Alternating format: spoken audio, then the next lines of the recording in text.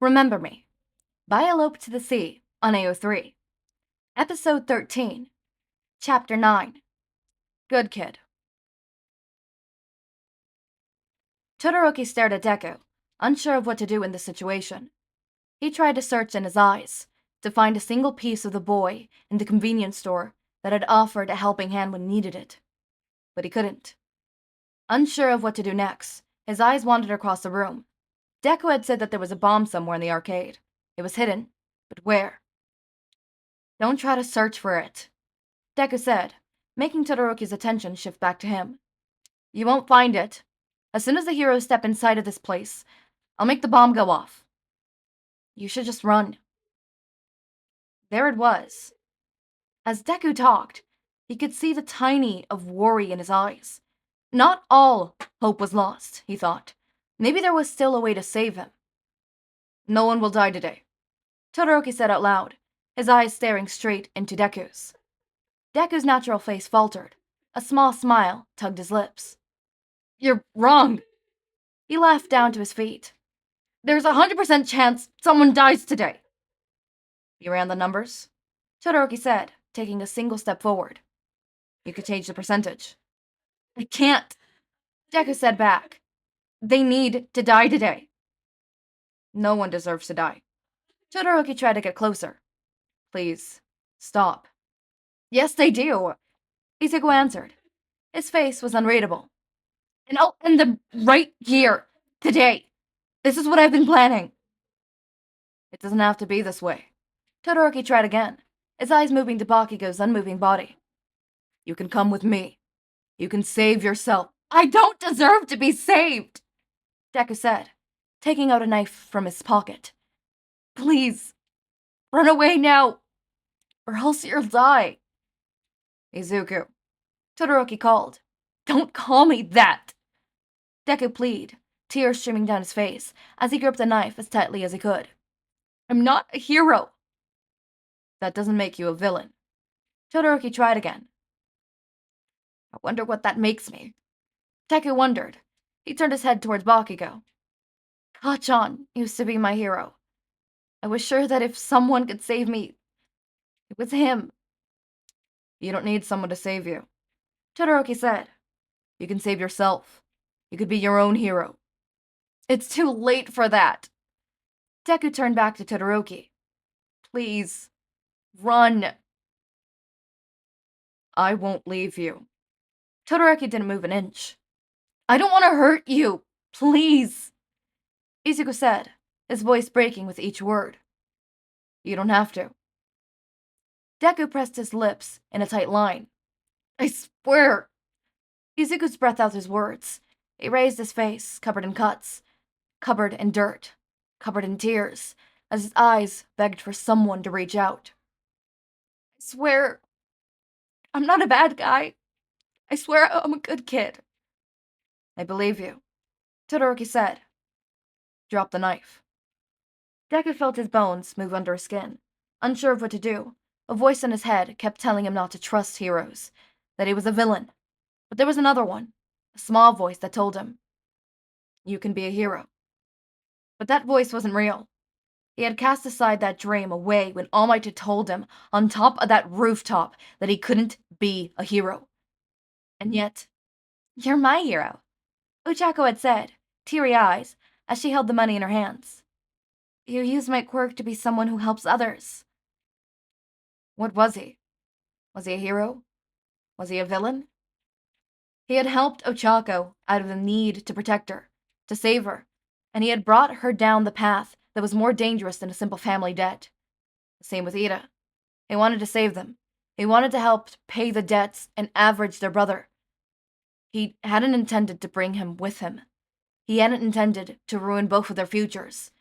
But he had, and he was selfish enough to not want them to leave. He didn't want pawns of a chessboard. All he wanted was friends. Izuku didn't let go of the knife. I swear I never stole anything, Izuku said, his breaking ragged, the grip on the knife faltering. I never meant to hurt anyone. I swear that I'm a good kid. Yeah, that's a good one. the voice inside his head. You're not. You're a villain. You want to avenge your mother. From those heroes who couldn't save her. Those heroes who couldn't save you. You're wrong! Izuku screamed. I'm not a villain. Heroes didn't kill my mom. Izuku, Todoroki called, startled by his breakdown. What happened to your mom? The fire killed her! Izuku screamed again, as if shouting his answer would make the pain go away. I didn't start the fire. I swear, and the heroes... He swallowed a big lump in his throat. Heroes didn't save her. Todoroki finished. They killed her, the voice said in his ear. They didn't save her. They didn't come to save her. They let her die in the fire, and I wasn't there to save her. Izuku's knees gave out. He dropped to the ground, his hands barely being able to hold the knife. His face turned to the ground, heavy teardrops falling from his face. I killed her. There was a fire, Kirishima had said. Bakugo said Deku killed himself and started a fire. His mother died in that fire. I just wanted to save everyone, Izuku said. Finally, he dropped the knife. I wanted to be a hero. I didn't want to die. I didn't want to become a villain. Izuku was shaking the ground as Todoroki stood in front of him, wondering if things were ever going to be okay. After All Might had told him he couldn't become a hero, on top of that rooftop, Izuku wandered across the city, unsure of where his feet were taking him. He wasn't paying attention, really, since his mind was replaying those memories of his greatest hero telling him his dream wasn't possible. A small smile crept up his face as he stared at his notebook in hand. He held no real budge towards All Might. It was something he knew since probably always.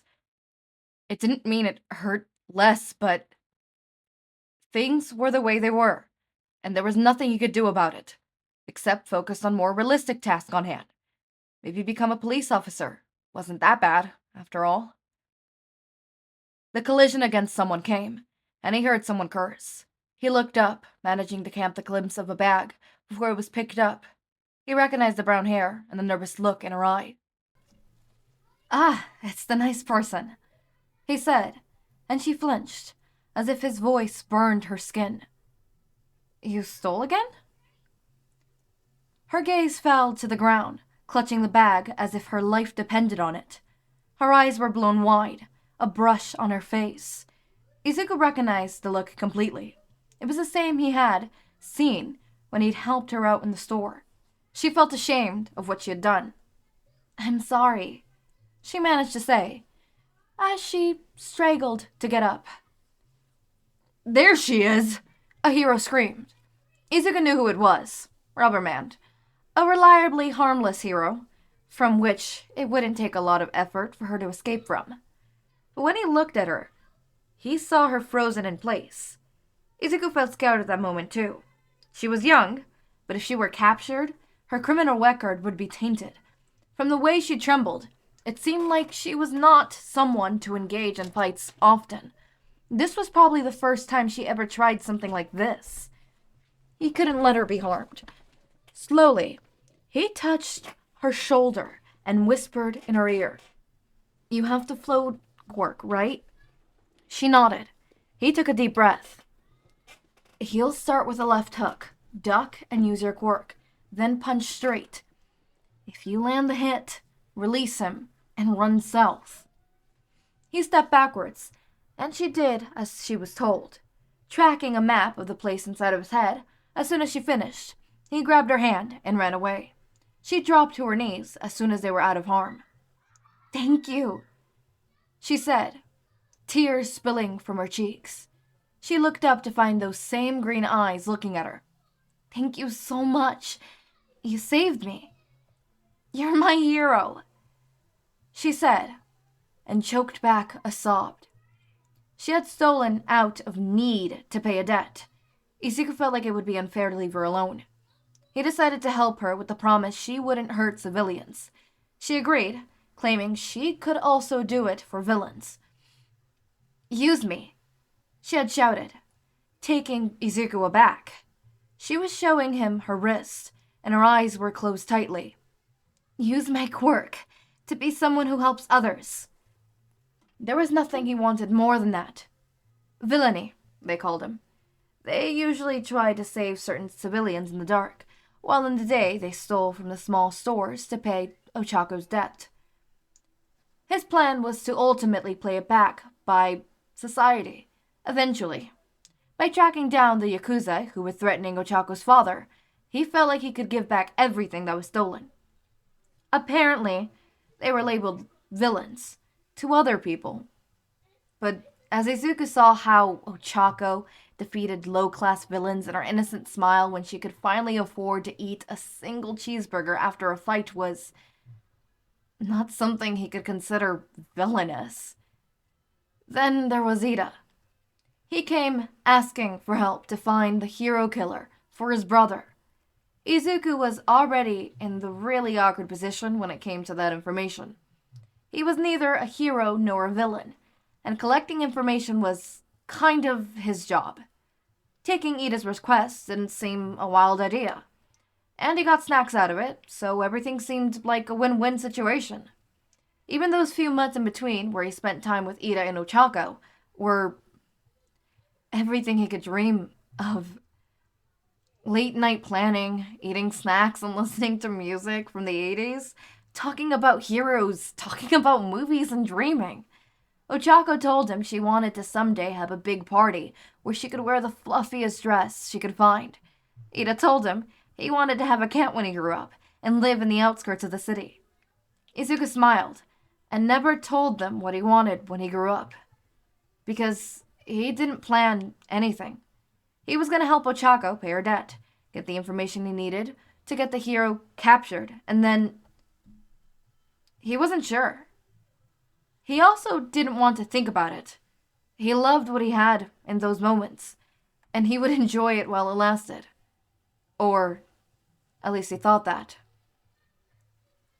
There's a lead inside of the League of Villains, he told Iida with a smile. That will get us to find the hero killer. He didn't think it would be too hard. The League of Villains weren't a big deal at that point in time. He was wrong. Everything had been a mess. He remembers Ochako crying as she pushed her down the sewer. Would she really be safe with the countless villains that surrounded them? Escape Uraraka, he told her. Live. Deku! Her face was covered in tears. He knew she didn't want to leave him, but he couldn't let her die with him. He closed the sewer. They captured him. What they did to him, he doesn't remember. No, he did. Every single day of his life, he remembered. But he didn't want to. They tied him up in a chair and began giving him weird drugs. Drugs he didn't know the name or what they were for. He just knew that they caused him pain. A lot of it. You're not a hero, they said to him. You're a villain. You're good for nothing. You deserve to die. We understand you. We'll make you a villain.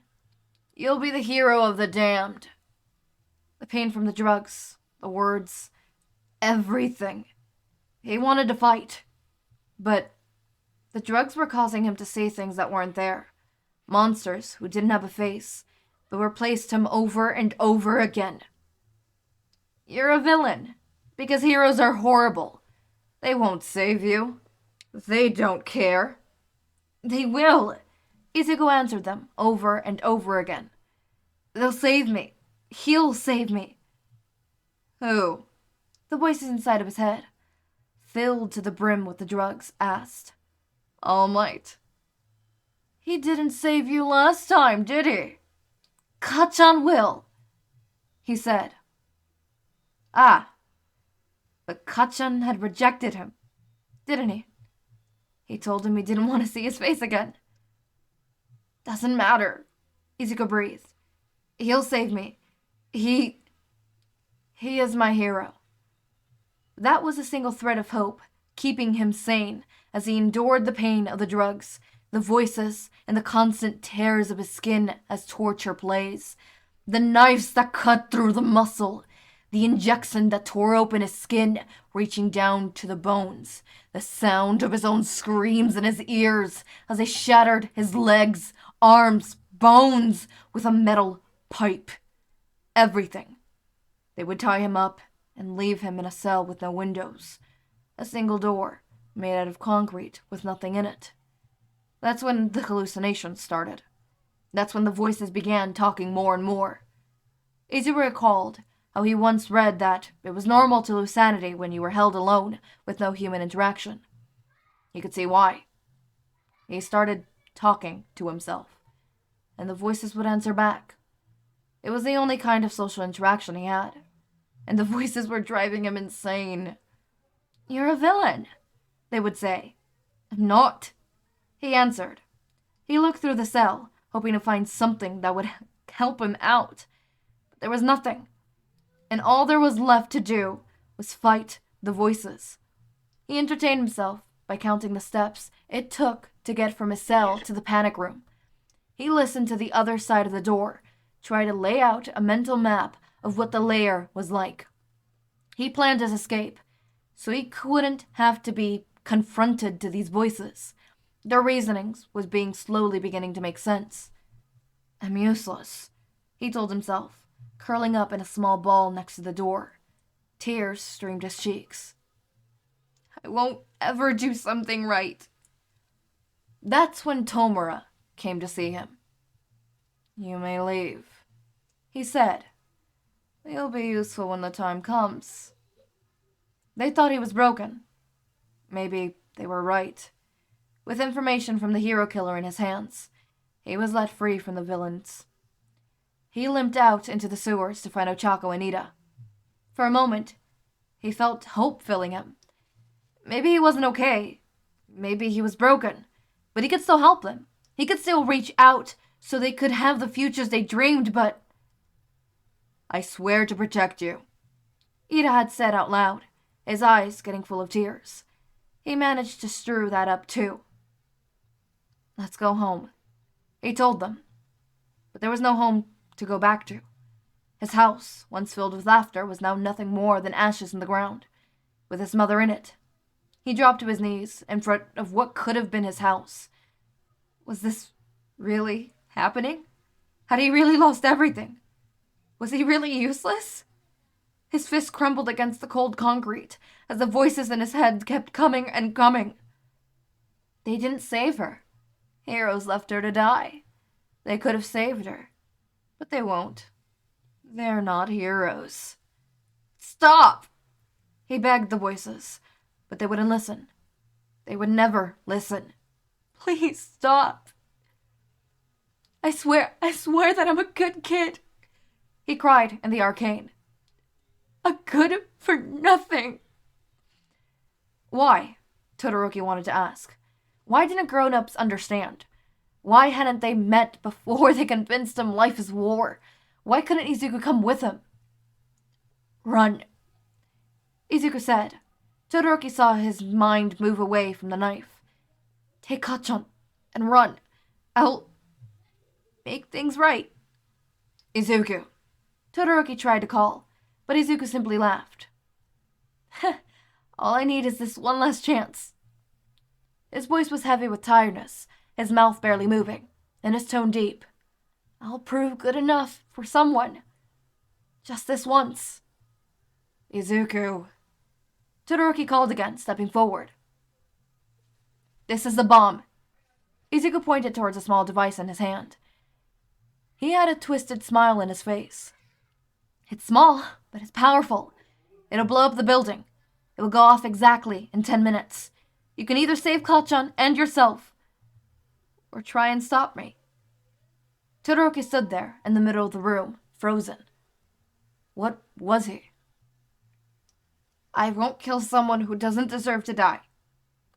Izuku offered him a small smile as he said so. "Rest assured, I keep my promises. I'll end this." "Don't do this," Todoroki begged. Izuku closed his eyes. His smile became bigger.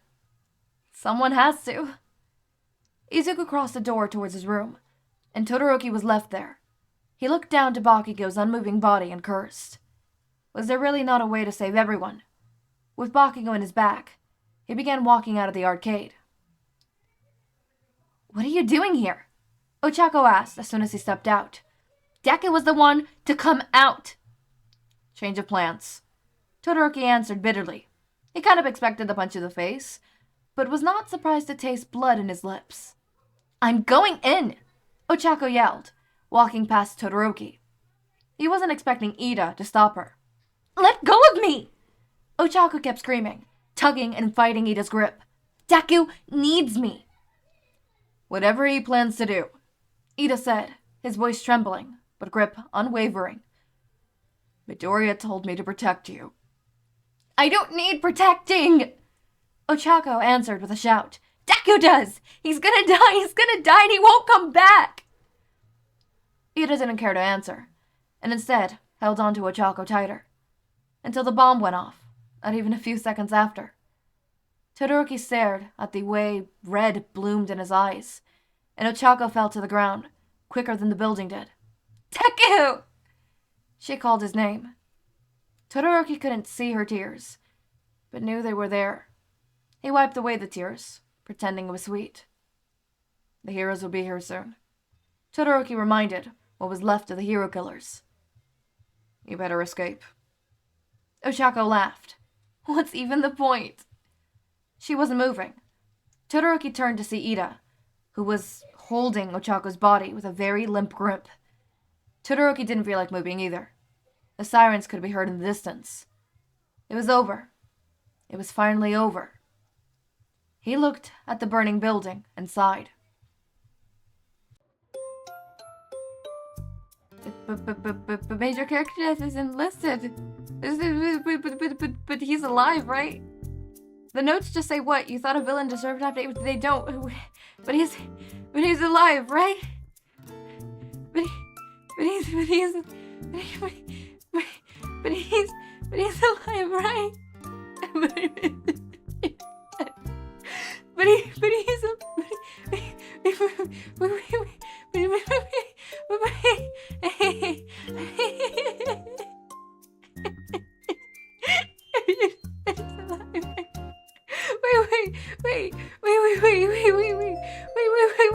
Wait, you can't do this to me. You can't do this. Wait. That Pelagia, the magic keeps me alive, but he's making me crazy and all I need to save you, but who's going to save me? Please forget me for whatever I do. But I don't remember you. What? What? What? No. No. No. No. No. No.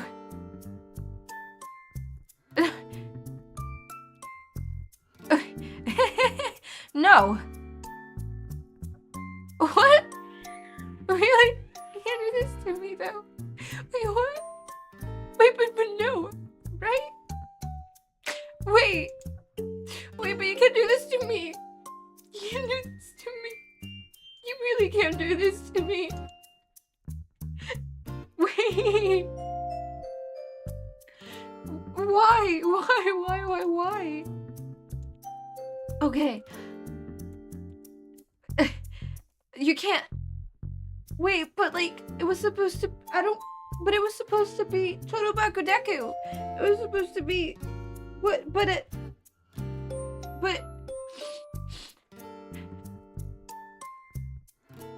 You can't do it. You can't do this to me. As always, my raindrops, make sure to eat, sleep, drink water, take your meds. Have a wonderful day or night. Links to my Discord server and socials are down in the description. Subscribe to see more of my content, and thank you so much for watching.